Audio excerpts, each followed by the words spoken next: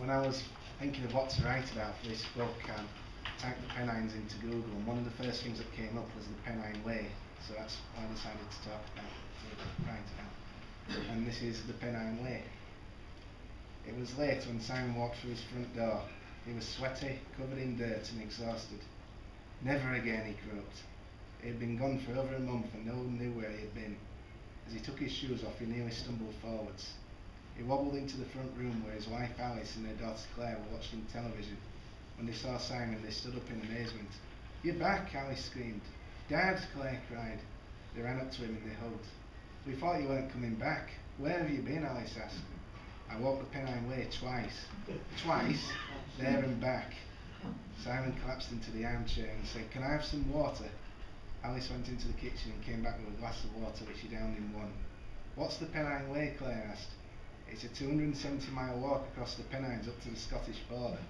"So if you did it twice, that means you've walked 540 miles, said Alice. "That's right. But why did you do it?" "Like a challenge, don't I? And it was a big one." "We thought you'd abandoned us," said Claire.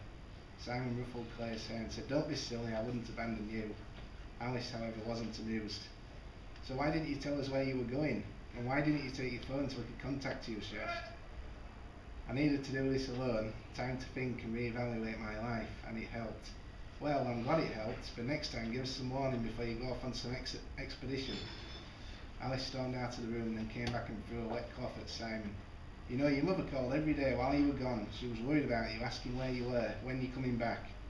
"Oh, I'd better give her a ring." "Yes, you should." Claire sat on the settee next to Simon. "So how was it, Dad?" she asked. "There are many words I could use to describe it, love. Hard, tiring, exhilarating, mind-blowing, but above all, absolutely amazing. It's one of those things where you had to be there to understand it.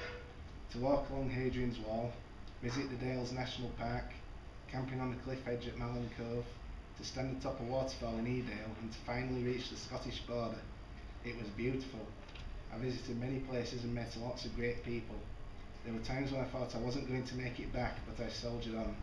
Simon cuddled up to his daughter and smiled. He was glad to be home.